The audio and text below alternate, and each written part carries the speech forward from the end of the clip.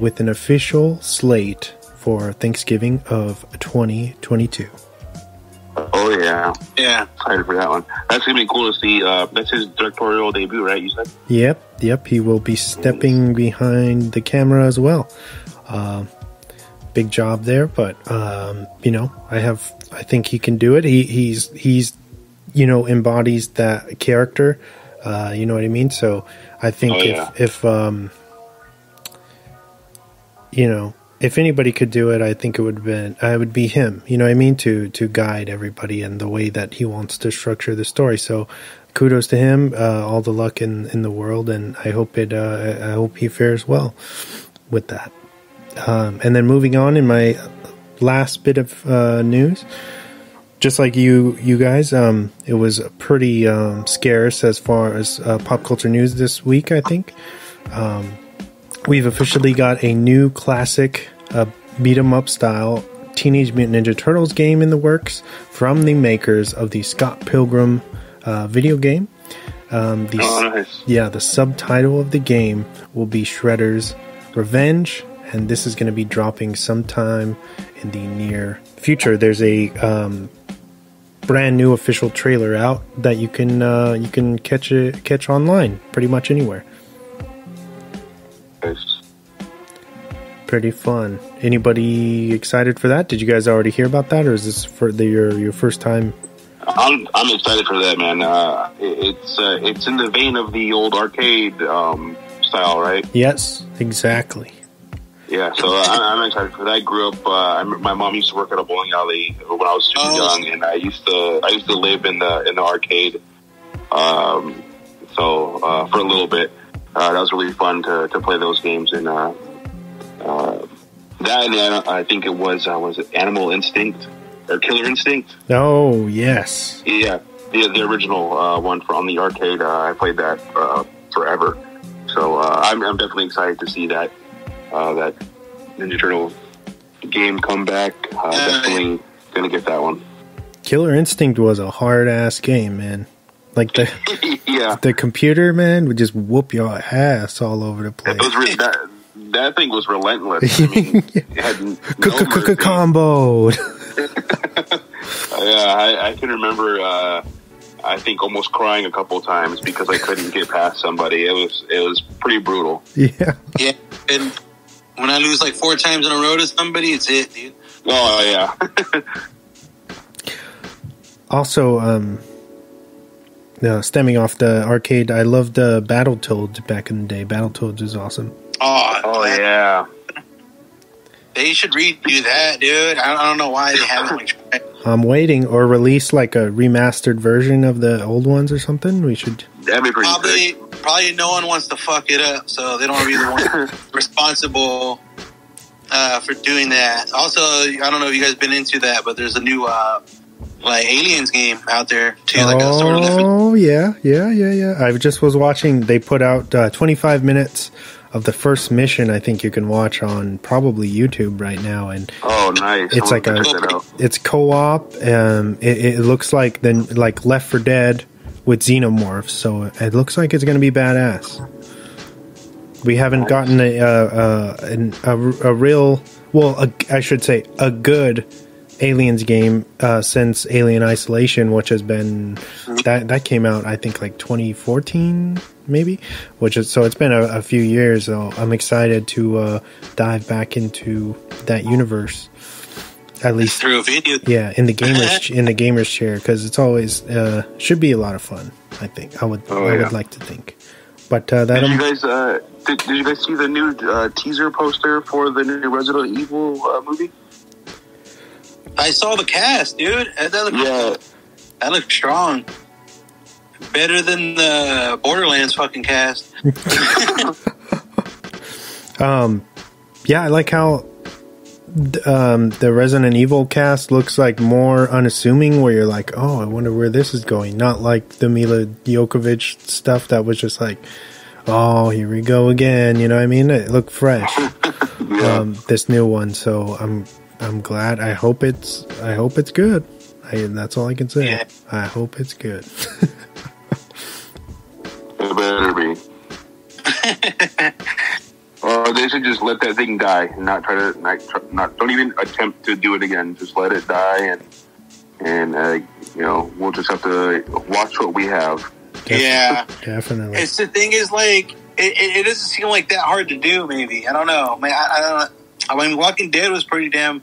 If they just added some like assassin-esque like fucking moves and like crazy shit, like more action, and like Walking Dead, you pretty much have Resident Evil, but Walking Dead's more realistic, I would say. Yeah, but you got to just like be a little over the top, like the James Bond of zombie movies. You know what I mean? Like, I don't know.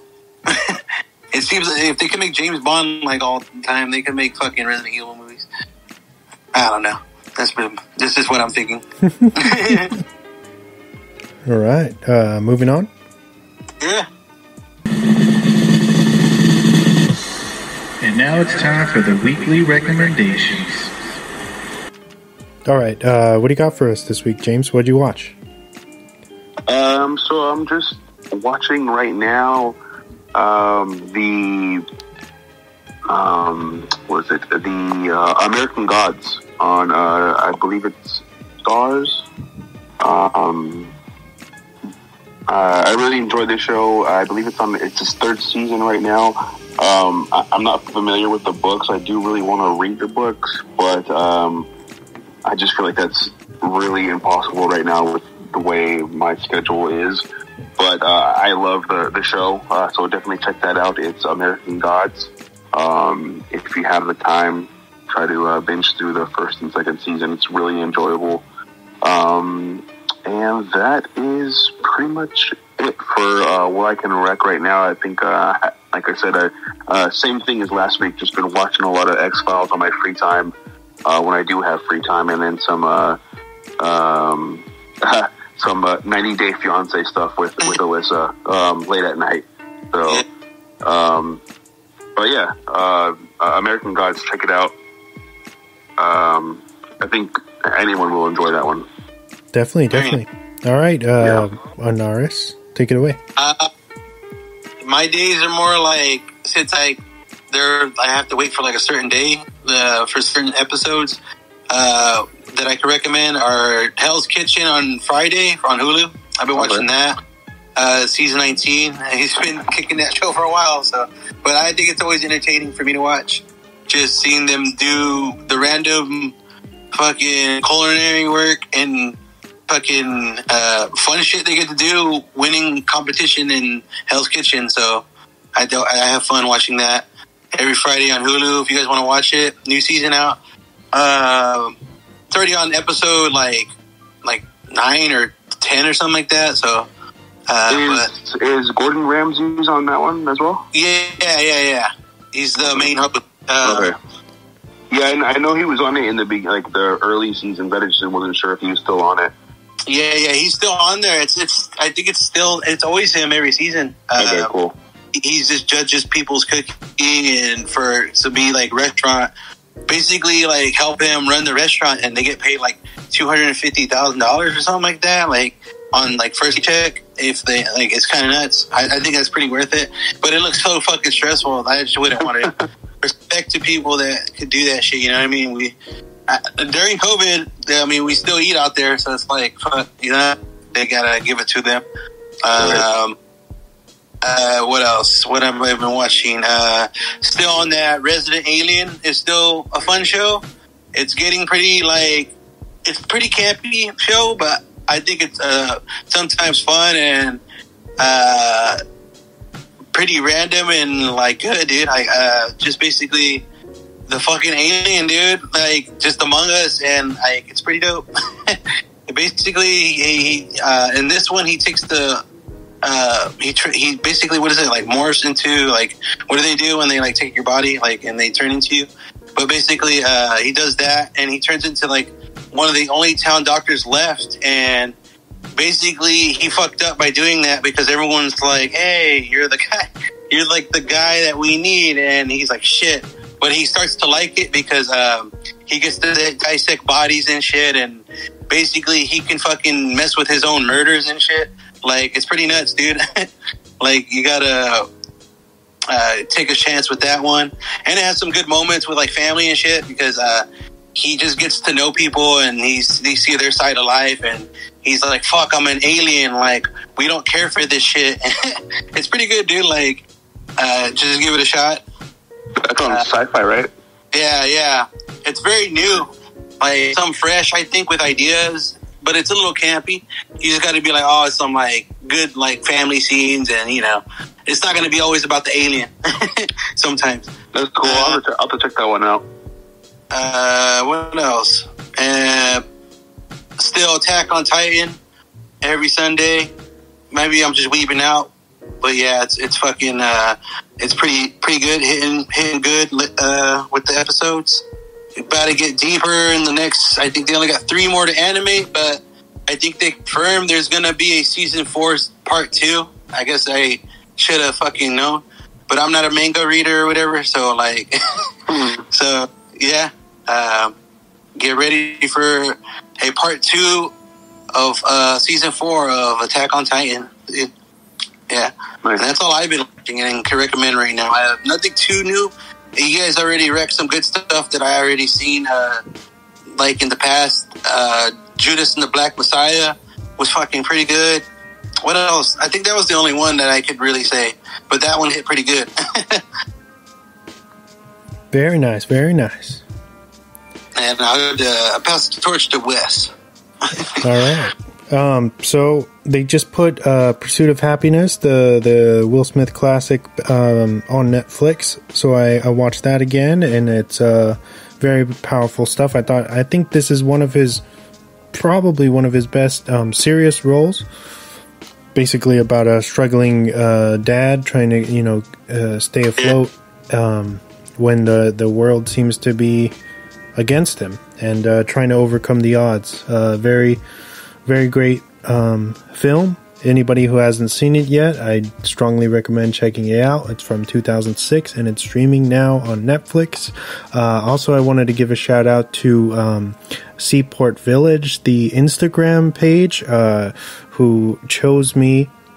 I was one of 2 lucky winners to screen Eddie Murphy's Coming to America before it was released officially on Prime, so I got to screen it basically the day before, which was really cool as a movie geek. It was pretty surreal to be chosen for something like that.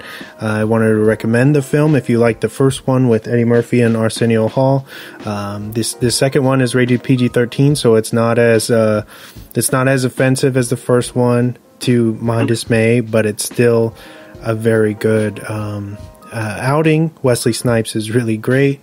So many cameos and great callbacks to the original. And I recommend it. Check it out. It's streaming now on Prime for anybody who has Prime.